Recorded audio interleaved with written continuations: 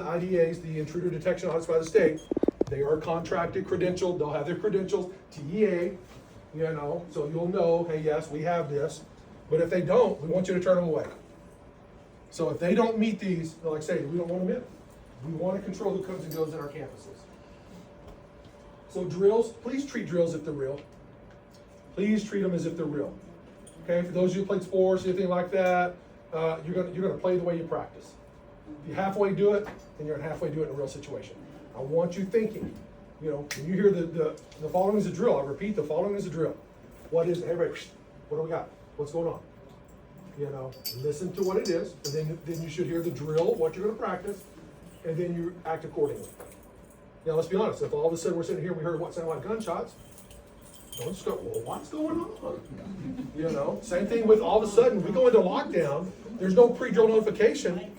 What are we doing? What's going on out here? If you just hear a lockdown, act accordingly. If that's all you hear is a lockdown, if it's a shelter, there's no pre-drill anything, it's just a shelter. That just means shelter, nobody in or out. Okay, but if it goes into lockdown, that's where we elevate our game, and we want to make sure we practice these accordingly. Language, we want to talk about the LACE threat response matrix, TRM. Utilize that. For your students, talk to your students. Hey, if you're caught outside, because I don't want to scare, we don't want to create training scars. So I traditionally play the bad guy when we do these drills. Traditionally, I'll wear a vest. I don't do anything scary. I don't beat on your doors. I don't scream, holler. I go around, and the administrator's job is to find me on camera, direct the security officer to me, to find me, to take out the threat. But that's what I tell them, hey, in a real life situation, you're gonna have telltale signs. Screaming, hollering, gunshots, things like that. That's what they're gonna hear. So they're gonna immediately respond to it. I try to be as sneaky as possible so that I can maneuver through the building, because we're also checking your doors, make sure everything's staged properly and stuff like that. Can I ask you a question about that? Yeah. How do we prepare our kids? Because I have talked to my kids about, and they're fifth grade, so they're a little older, but guys, there may be screaming. There may be gunshots. Like, how do you do that without terrifying them? But if it was a real situation, if they heard gunshots, they'd all start screaming. Yeah. If there were people banging on the door, they'd be screaming. So how do you prepare them without terrifying them? That if it's a real drill, we have to be quiet. We do, no matter what you hear. And that's just a conversation. No matter what you hear, you can't control what's going on out there, but you can't control you. And you try to, and like I say, you're right. They're probably going to, but here's the saving grace. Like I say, nobody's breached the locked classroom yet, right? So your time, and having been on Arlington PD's command staff, we were judged on response times for emergency calls. 3 minutes or less. 3 minutes or less. I'm gonna tell you right now, we have an active shooter in a school. Every cop in the entire city is headed this way. Detectives, motors, SWAT that's on duty during the day, everything, traffic, they're all coming. Mansfield's coming, Grand Prairie's coming, all the alphabet soups, DPS, TABC, anybody with a badge and a gun's coming. Just look at what happened at Timberview. Look at every other one. They are coming out of the woodworks. They're coming to help you. You will have people here quickly. What the state has done this year, you actually have that armed person on your campus. Your response time went to instant. This is why we drill, and this is why we train them. What I will do after the drill is I will actually talk tactics with them and make them think and recognize things like that. It's hard to have conversations with kids. I've had it with my kids. Now, mind you, my son's been over 100 pounds since second grade. So he's one of these, and he's an athlete. So he's one of these kids that, I talk to a little differently. I had direct conversations about what to do. Not in a drill, but in a real lockdown. And it's hard to have that. But fifth grade, I would say you're pretty good. You don't have to be gory. You don't have to be that, but just say, hey, look, y'all, if there's a real situation, we got to be quiet. And this is why we try to hard. We hear kids loud in a classroom. We try to talk to them. You got to be quiet. It's got to pretend like nobody's in here. It's got to seem like nobody's in here. They can't see you, because that's the hardest thing. I don't think this one has the mesh inside there. Some of them do. And I'll get to the combat here in a second. But yeah, it's hard to have that conversation. Trust me. Like I say, not that we have to go into kind of gory details, but just know, hey, you got to be quiet. Our safety, your safety depends on you being quiet. And this is why we tell you, don't turn off the lights, because every kid's going to do what? Get out their cell phone, start texting mom and dad, right? So if the lights are off and they get a little bit of a window, there's probably gonna have glow. So that's why we don't even turn off the lights. You just leave the room as it is. We don't want you to do anything. Only thing we want you to do is pull a magnet, shut a door. Don't turn off the lights, don't do anything. Because if the bad guy's in this hall and he's standing in such a way that all of a sudden he sees this room light goes off, this room light goes off, this room, he's gonna know which one's occupied. We don't even tell you to turn off the lights anymore. Pull the magnet, shut the door. And the good thing about these doors, I don't have to open the door to pull the magnet out. All I gotta do is crack it, pull it, shut it. Who cares if he hears it? He's still gonna get through. That's a solid core door. It's metal frame. Some of y'all look a little shady. You probably kicked a door or two in your lives. Just saying. But if you've never kicked a door, what gives is not the latch, it's not the lock, it's not the handle, it's the frame of the door. It's wood. You've got metal. There's not a human being alive that's going to kick through metal on metal. They're not going to kick that door open. But we have to do our part to remove the magnet. That's the weak point. The human element is always the weakest thing. Pull that, get your door shut, and we should be good. Yes, ma'am. And guys, remember the system. The system that the district has created isn't perfect. It's, they're creating a system that is the best for as many people as possible. But the reason why we're in here today is because of the decisions and things that we can do that we did not do during that drill. Because like when they come, it's like, well, that entire class would have been taken. And like we can like laugh and joke, but to be for real, when you think about it like that, when you say like when he says Sandy Hook and all that, and like I think of my kids, and I hope you think of your kids. I mean, we know we hear it, this is a drill, but it could easily turn into not a drill. And it could definitely easily turn into something more. And when we've had multiple class levels, from first and up, that were compromised when we had our drill, that's really scary, to be completely honest. And I would hope that we would all want all of our kids to be safe, and each other. So that's. Your first one. Make clear in computer and stuff, it's glass doors. That always worries me. When people just shoot into it and that breaks open and they have a defense. So one of the things that the state has done is given us money for entry resistant film. It's not bulletproof, entry resistant. So if y'all saw the Nashville shooting, the school, she shot through the glass there by the door and it just shattered everywhere. With this stuff, the rounds will still go through. Don't get me wrong, the rounds will go through. It's not bulletproof. But now it's like, think about your front windshield in a car wreck, how it stays together. You get the glass falling and all that stuff on you, but the glass stays together and you still can't get through. You have to kick and do. It takes minutes to get through the new stuff, and we're going to put that. Thankfully, they gave us enough money. We're going to do meet the state minimum around the entry doors and all that. But then we're going to have enough, hopefully, that we're going to be able to do all first floor, all windows on the first floor. And I'm trying to talk them into let us do it. Interior doors as well. So interior glass like that door. So that way, it still keeps them from being able to just break the window and get through. So yes, ma'am. I just want to make sure that I'm clarifying something correctly. You were talking about just barely pull the door, pull the magnet, and close. Has it changed that we scan the hall? We Is still we still have to open scan. and scan? No, I'm talking about scan if you can. You hear gunshots in that hallway? Yeah, don't scan. That's not safe. Yeah, because that's not safe. Scan if you can. Okay. No, that didn't change. I'm just talking about, hey, all of a sudden we hear this. Okay. You don't even have to open the door to just pull it. Just reach, grab, shut. So, but scan if you can. Like all of a sudden we go into lockdown right now. Campus goes into lockdown. I'm not hearing anything. I don't hear gunshots. I don't hear screams. I don't hear anything else. So I would feel safe in starting to scan to make sure, like, I'm not hearing anything out here. So let me scan if I can. Now all of a sudden I hear screams and run, and I see kids just running and doing it, and then I gotta protect what's in here. That's my charge, protect those in my custody. All right, just know they're still doing the audits. They're gonna continue doing the audits. We do have metal detectors at the secondary campuses. This is just lockdowns and stuff like that. Let me get into some of the kind of meat and potato stuff. We've already talked about Informacast. If you don't have Informacast, please go to the intranet. Get on our security website. Go down to intranet, the Informacast. Please, I can't say this stuff. Watch the video. I think there are actually a couple of videos. Watch the videos before you even download it onto your phone. so that we don't have a district-wide activation of a lockdown like we've had. So that has happened. Yeah. So that has happened. So we've had that happen a couple times. So let's say, just please watch the training video, train before, so that we know that you know exactly how to do it. But it's all on there, easy to watch. If you have any questions, me or Chris will help you. But please download and put InformaCast on your devices, your personal devices. They're already on your district, but your personal.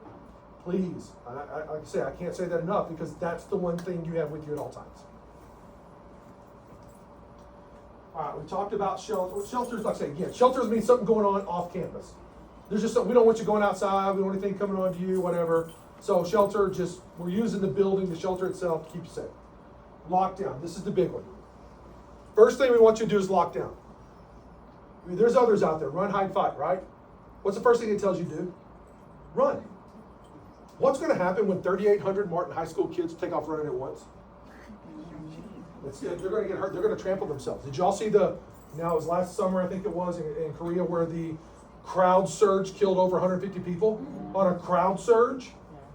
Not even mass panic. That's just a crowd surge. So this is why we don't say run. This is why we did our own. First thing we want you to do is lockdown. Now that's all based on location. What's the location of the nearest safe place? What's the location of the threat? And what's your location in relation to the threat, in relation to the nearest safe place? Because there's an exit door right over here. We hear something other in the building. It might be best for us to get the heck out of the building. If we can't get into a classroom, get out. That is always an option. Getting out of the building is an option. We tell kids, oh, go into the bathroom, raise your feet, do this. And tell them to go to the nearest, for a drill, go to the nearest exit, stay in there. And then when an assessor comes by and says, what are you doing? So, well, if this were real, I'd have ran out. I would have gone to the neighborhood. I'd have gone to this house. I'd gone to this business. I'd done this. This is the conversation I want you to have, is if you're caught outside the room, you can't get in, what do? You know, you don't tell them to go to actually do it unless it's a real deal, unless there's a real threat. And that's what I will talk through. If I find kids out, I will talk them through that. I'll make it fun, I'll get them to help me, teach them what I'm doing, and then I'll talk to them along the way, because I don't want to create training scars. I want it to be that they're thinking. That's what we need, is people thinking. So lockdown, that's the first thing. And remember, it may be, depending on where you are, your car may be the best place for you to go lock down. Get the heck out of here, drive away. They're not going to leave the campus for you. What they're for is inside the building. One person getting out or a few people getting out, they're not worried about that. You know, they're trying to go where the masses are. So near safe place and lockdown. Assess the situation. That's an action verb. You know, it used to be awareness. We changed it to assess because I want it to be action verbs. Everything's an action. Assess. What am I hearing? What am I seeing? What am I smelling? What's going on? I'm trying to be a good witness because I'm trying to keep myself alive. So I'm going to assess the situation. You should always be assessing, no matter what. When you walk by and see people, how you doing? Talk to them. And I don't mean like literally talk to them, but I mean, let them know you see them. You know, shopping time. That's what I always did. You know, people like, you know, they're walking along, they got their gifts and stuff, and they're like, you know, if I look scared, that's an easy target. They're not looking at me, they're not paying attention to me. But the bad guy sees you walking confidently, making eye contact, they're going to think twice about it. You just got to keep looking at them and like that, and just keep going on. I didn't do anything disrespectful, but I mean, I just looked and noticed somebody. You have to, you can't just look at things, you have to see things. What percentage of the world is right-handed? Do y'all know? It's roughly 90%. It's roughly 90%. So it may be like 86, 87 now, you know, but it's still roughly around 90%. So when I see somebody, I start with the face, because this will tell you what's going on. You know, I go to the right hand first, then left hand, and back up, and it takes that long. I just scanned him. You know, so if somebody's walking up to you, going, "Hey, how you doing? You know, what's up?" You know, you ever watch Legally Blonde? Mm-hmm. Remember the part which talks about the endorphins, happy people don't kill people, and all this stuff? There's actually some science behind that. You know, if they're all happy and smiling, their face is like this, they're probably not going to hurt you. You know, but if they're walking towards you and they're going, you know, that's a whole different story. All right? So look here first. Look at the hands. Don't get me wrong, there are Jackie Chans and people who are phenomenal martial artists. They can kick you about the head and face before you can do anything. But most people are going to hurt you with their hands. Whether it's going to be punches, weapons, whatever, it's going to be with the hands. So that's why I say start here, right hand first, that's clenched or there's telltale signs, you know, that's what you look for. Weapons, things like that, then left, then back to the face. And that's just a quick. Everywhere you go, everything you do. Assess. Combat. Whatever you have. As this, I hit somebody with this, I hit somebody with this. 3-hole punches make a great impact weapon. You know, so impact weapons, things you hit them with, that laptop would make a great impact weapon. Puncture weapons, pens, pencils, letter openers, things like that you have here. Puncture. Impact and puncture, it's the same target areas. Eyes, throat, crotch. That's what you go for. Eyes, throat, crotch. You know, whether it's impact or puncture. Those are your target areas. Femoral, jugular, carotid, all that kind of stuff. Take away the ability to see. Let's just say we're in here, so whenever you lock down, where he's standing over here on this side of the lights, would be about where we'd want you to stand. Because as the adult in this classroom, because the kids would be over here, you're there ready to defend. Let's say somebody does break that glass, and they do have a gun. Here's the deal, y'all. This ain't Bugs Bunny. That gun ain't gonna stick through the edge of that window and the barrel turn and shoot down the wall. That ain't how it does. The gun has to be pointed that direction. So somebody's going to put their hand through or the weapon through, and they're going to have to try to turn it. If they do, you have the advantage. That's just a little 6x32 window that allows you to use as leverage and snap their arm. Use it as a rowing oar. This way, that way, whichever way it goes, all your weight, all your might, all your strength. And when your adrenaline's flowing, you're super strong. Take the weapon. Use it, for all I care, on them. But take the weapon from them. Snap their arm. This is the kind of survival mindset I'm talking about. I know y'all did not get into education to think like this. But y'all, the world has changed in our lifetime. I used to carry guns to school. We had guns with our windows down on our back racks in the back window. We hunted before school, after school, sometimes during school. You know, and nobody stole them, nobody touched them, nothing ever happened. Times have changed, y'all. We don't live in the same world. So we have to think differently. When it comes to defense, combating, whatever it takes. Whatever it takes. That's the survival mindset. Escape. We want you to stay in here unless the threat of being in here is greater than the threat you face outside.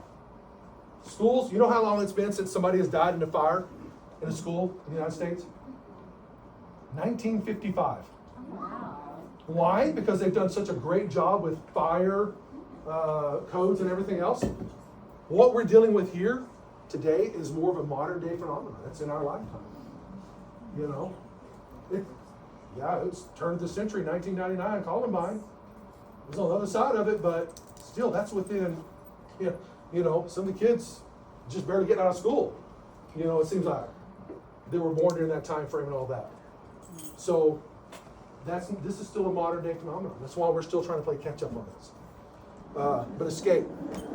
If somebody does, let's just say they do set something on fire, because the wall's not going to burn. That's tile. It's concrete. It's you know, with something on the tile. Your wall's tile. It's not going to burn. But let's just say they do set books or something on fire out there enough that it starts overwhelming you with smoke. So now you've got to figure out, okay, I got to escape. What are we going to do? You know, we got to go through this classroom, break the window, jump out and run. That's another option. You know, take a chair, throw it through the glasses. Again, they're thinking they got you here. They're going to set this on fire. They're going to go somewhere else. Break that window and get out.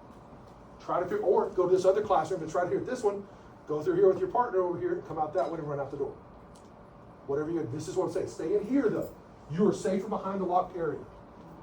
Don't leave unless the threat is greater. Okay? And we talked about earlier about the glass outside. If the threat's outside the building, get further into the building. If it's out there at this window, you see somebody with a gun. You may not lock down there if he's especially going to try to attack this glass. You may get further into the building because he's outside. So let's get further into the building away from it, time and distance, and get away and go somewhere else to lock down. So when faced with an armed intruder at your facility, get to the nearest safe place based on your location and lock down. Okay, that's all I say. Location, location, location. But you can't think about this when it happens. You got to think about it now. I have thought of, you know, when I taught at the academy for over 20 years, what I used to teach, I was like, hey, I can't take you on the range, start shooting at you, and see how you're going to respond. You got to think about that right now. What happens? What if? What if? You know, and so that's what I would do with the cops. Like I said, I've been on both sides of that. When we've been shot at, and then when we've had people shooting first. We already talked about a lot of this stuff.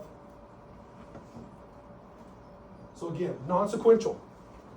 We want you to lock down first, but hey, what if he's the bad guy?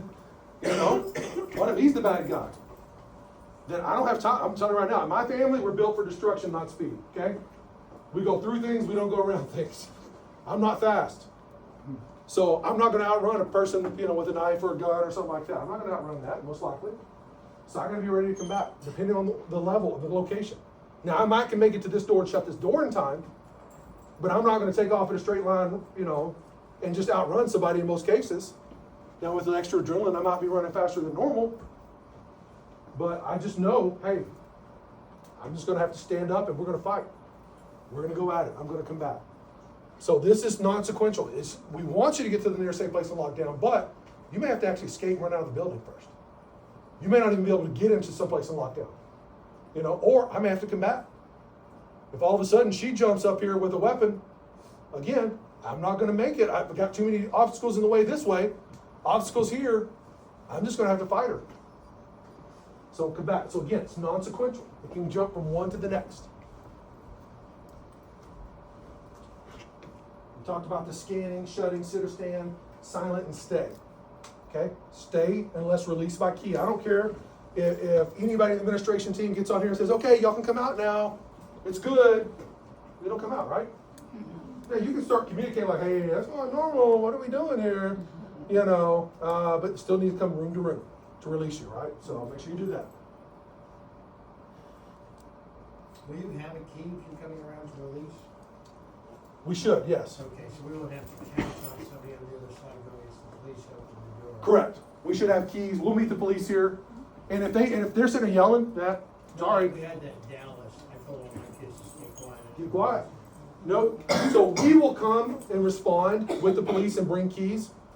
Now they're gonna do, so there's multiple levels. The initial response, and this is something you gotta get in your own head, their initial response is to eliminate the threat. So if I'm laying here and I'm bleeding, but yet the threat hasn't been eliminated, they're going right over me. So I need to be prepared how to use my own tourniquet. I need to be able to prepare to put a tourniquet on her. So that's the kind of stuff that we need to be prepared for.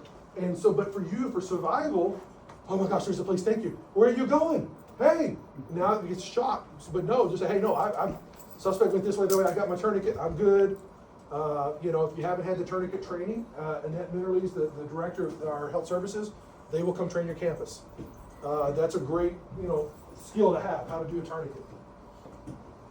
Lock down again, doors over here, windows over here, we'd hide over here. If the door on this side, we'd hide on that side. It's the same wall, but opposite corner. Okay, that's where we want to hide. We talked about the magnets. There's two styles. There's the bookmarker. And when we first did this, it was great because, you know, here we have the diagram, call 911, all these reminders you have in your hand. And it worked great on the campuses we went to. We didn't go to every campus. So some campuses, this worked great. Some campuses, it didn't because of the way the doors shut, how tight they are, shifting, all that kind of stuff. So we still have this style magnet. We also have the one style magnet that are approved. Again, going back to your door, you still have to be assigned, but if you want to, if your morning ingress is very busy, and so instead of somebody having to sit there hold the door, if you want to invest in one of these type Velcro, you can, but it has to be so you don't have to dog down your door. You can yank that, all you gotta do is you gotta still have a handle, so all you gotta do is yank that Velcro off. If you see somebody coming up, you shut it, it's locked. So a lot of campuses, you can't secure that unless you have a key, and it actually unlocks the door. We don't want it unlocked, we want to be able to put something like this on there. So that is an approval. If y'all have any questions on that, let me know if we need it. Weather, I think y'all have done enough of that. The main thing, like I say, was the lockdown, and I think we've kind of touched on everything on that. Now, one of the things about our emergency operations plan, we keep a change log every year. As you can see, we're on slide 2 now, and I just changed it on Friday. So things that we do, so like I say, you know now, you pretty much have gone through the emergency operations plan, you know, so if there's something that you need to look at, you can go back and say, hey, has anything changed since we were here on April 15th? You know, because the 12th was the last update, we had a meeting on the 15th, has anything changed since then? Then you can go see that. So we keep a track of that every year. You know, and so if we change it for next year, then it'll be the first change log. All right, let me get a quick drink and then I'll answer any questions. Sorry. I'm very passionate about this, y'all, if you can't tell. I am extremely passionate, you know, and that's why I coached kids for the longest, and I always told the kids from the get-go, once my kid, always my kid. I will treat you the same as mine. One of the best compliments I ever got was I had a family that moved in from California, and they said it took them almost 2 weeks to figure out which one was my kid, because I did not treat them any differently than I did any other kid. I'm gonna love every kid the same as if they're my own. It doesn't matter. And so I'm as passionate for the kids in this building as I am for any other building in this district. Just as the buildings that my kids ran, I'm just as passionate for it. So I do apologize. I do talk a lot. I do run this line. I could go on for hours and hours literally on this. But real quickly, any questions? Before you do questions, I want to just real quick say the errors that were made. So we had a teacher sitting at their desk within view of the window while we were at our drill, just typing away. That just shows like you don't care. I'm not saying that that's what that is, but their exact words about the report back that was shared was, if you're not taking this seriously now, how are you gonna do that when this isn't a drill? So that, we had a teacher who was waiting for students to come back from the bathroom with the perpetrator just standing right behind her, just standing there. No, just waiting. Like that whole class would have been gone. The whole class. Another one, which was our issue, because we haven't really talked about it, was the windows. We didn't say how to cover them. Being quiet, but I mean, windows, but that was us. Like the windows have to be covered a certain way. Mr. It just can't be completely covered. Why? There has to be a slither. Can you So I'll explain why. Yeah. So here's the deal. So let's say that door's shut. You're gonna hide over here. So we want that side of the window covered to protect you. What we want is a little sliver, so that first responders, when they come up, they can see down this side. So I can clear this classroom before I even enter.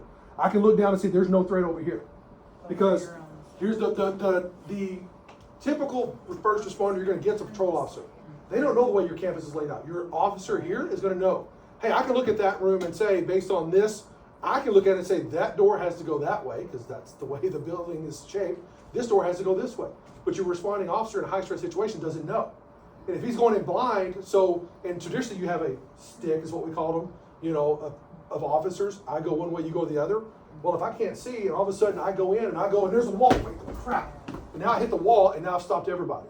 Now I've given the bad guy the advantage. But if I can look inside that room and tell there's nobody over here, now, he could be in this part, but my initial response when I come in here and blow this door, or I come in with a key, I'm going right first, and then the next one's gonna come in and take out what I can't see over here. But if you don't know what you're going into, then you're gonna think it's a 50-50 shot, and so you don't know, do I go right, do I go left? Well, if you pick wrong, then you may totally mess up the response. Actions are quicker than reactions, so we wanna make sure our actions give us that split second longer to take out any kind of threats. The other issue was magnets. So we went and made sure everyone at the beginning of the year had a correct magnet, and we still have people not having the right magnet. We have bought multiple magnets in the office. If you do not have the right one, or you have, one situation, too many magnets. Someone pulled a magnet and thought they were good, but there was another magnet in the door, and it was unsecure. But guys, you cannot put a magnet up there, because it's not just about us. Like, how can a kid reach a magnet all the way at the top? Even our pre-K friends, I know y'all do that because you don't want them falling on the floor because the flat ones are terrible. Sorry, they are. We cannot have them up there, because how can a kid pull that down and protect themselves? So that's another issue. Okay, so I've got the same issue over and over. I've got that big heavy steel door.